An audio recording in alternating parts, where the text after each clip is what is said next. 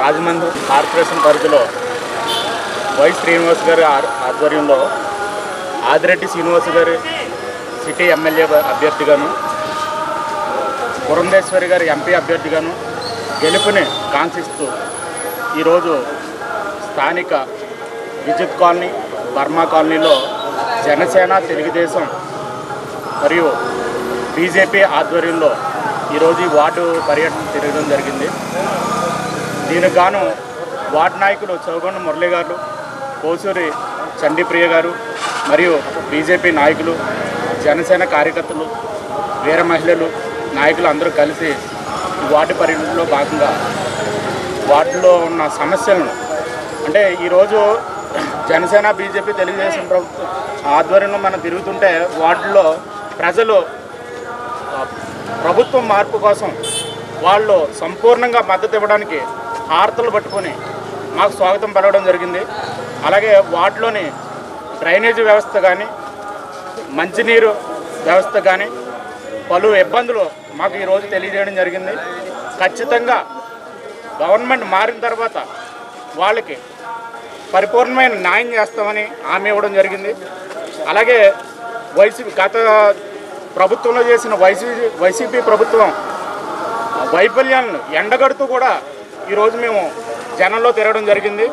చెత్త మీద చెత్త పన్ను విధించే విధంగా ఈ వైసీపీ ప్రభుత్వం చెత్త ప్రభుత్వాన్ని ప్రజలు వ్యతిరేకిస్తూ జనసేన తెలుగుదేశం ప్రభుత్వం రావడానికి సంపూర్ణంగా మద్దతు పలుకుతూ ఈరోజు మాకు స్వాగతం పలికారు.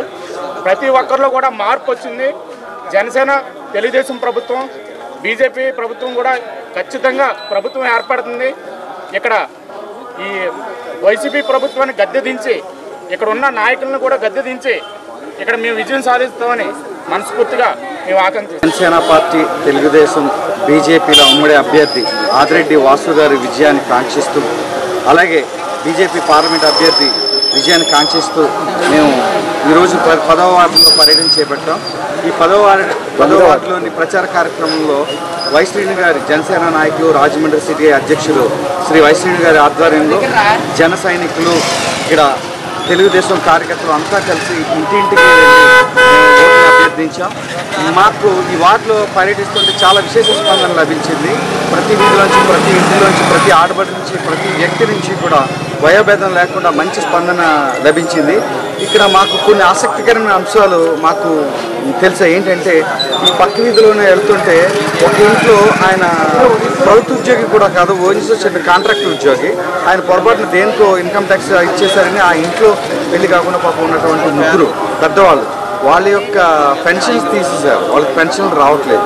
అలాగే ఇక్కడ ఉన్న అపార్ట్మెంట్ వెనక చూస్తే అక్కడ అపార్ట్మెంట్ పక్కన చూస్తూ ఉంటే అక్కడ మాకు ఇంకా ఆ డ్రైనేజీ వ్యవస్థను చూస్తుంటే అంటే గతంలో ఇక్కడ ఉన్న టీడీపీ కార్పొరేటర్ కావచ్చు, అప్పుడు విజయరామరాజు గారి సారథ్యంలో అక్కడ ఏదో విధంగా డ్రైనేజీ నెలకొల్పారు.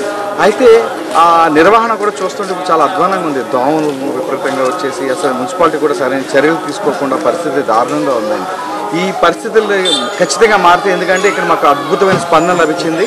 ఇక్కడ వైసీపీ గారి ఆధ్వర్యంలో ఇక్కడ మేము ఈ ప్రచారం చేపట్టాం. ప్రతి ఇంటికి వెళ్ళాం. ప్రతి ఇంటి నుంచి అద్భుత స్పందన లభించింది. మేము ఖచ్చితంగా చెప్తున్నాం ఉమ్మడి అభ్యర్థి ఖచ్చితంగా గెలుస్తారని చెప్తాం. ఉమ్మడి అభ్యర్థులు. జై జనసేన.